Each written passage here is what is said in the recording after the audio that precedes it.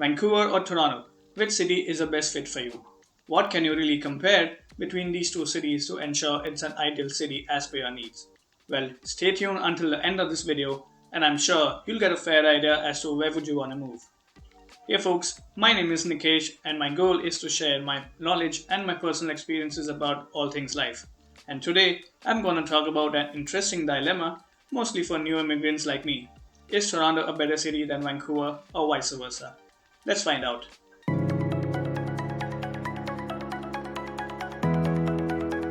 Now, I've been living in Vancouver for a couple of years now, and I've also visited Toronto a few times.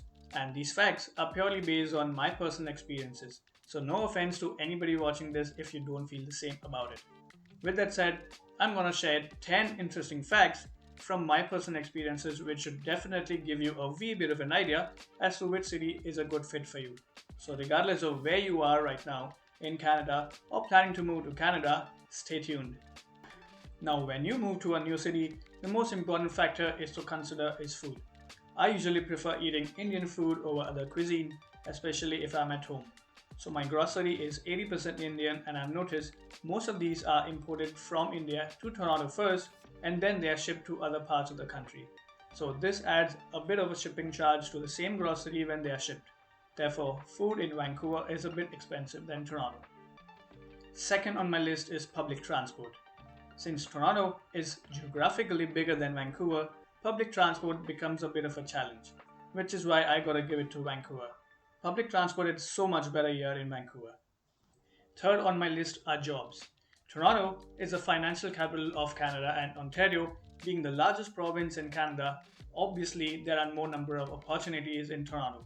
However, so are the number of people, therefore more competition. But there's one point to note here. Although a majority of organizations have built their headquarters in Toronto, they are open to hire candidates across Canada. With that said, Vancouver does not fall behind in terms of opportunities as well. Next up on my list are people. How friendly are people here in Vancouver compared to people in Toronto? Well, you may not like this, but it is true that people in Vancouver are kind of reserved and so it becomes difficult to make new friends initially. Although I've made a good set of friends here, but it's definitely easy to walk into a bar in Toronto and chat with a bunch of strangers and make friends. People in Toronto are so much open to random conversations with strangers, unlike in Vancouver, where people prefer to be outdoor and within their own bubble. Talking about outdoors, Vancouver is one of the most beautiful cities in Canada where you'll find mountains, beaches, and just unlimited places to enjoy nature throughout the year. It only snows here for a couple of weeks, but it rains a lot.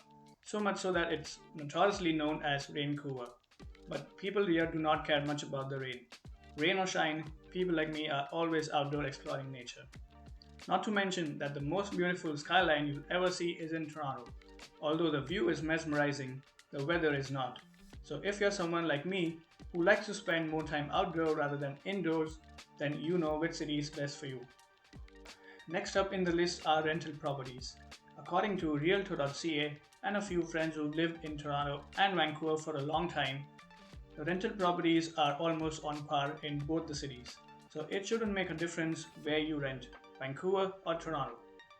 Next in the line is car insurance.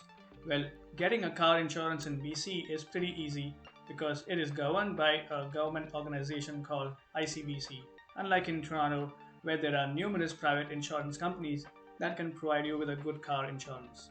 So it's quick, easy, and hassle free. No need to bargain on it because you cannot bargain with the government, and there are premiums here in Vancouver is definitely cheaper and almost half of what you are charged in Toronto. Therefore, in my opinion, Vancouver wins in terms of car insurance. Next up comes, of course, gas prices. Now, this is where it gets a bit tricky. Although the car insurance is cheap, the gas here is far more expensive than in Toronto. Maybe because of the taxes or shipping charges? Comment down below if you know why gas prices are insanely expensive in Vancouver. And therefore, Toronto is a better place in terms of gas prices. Now, the most liked and at the same time most hated category for some is real estate. Now, according to my research, the houses or condos are definitely a bit on the higher side than in Toronto, but honestly, it keeps fluctuating. Therefore, there are months where I've seen Toronto's real estate market was crazier than Vancouver. So it all boils down to the time of the year.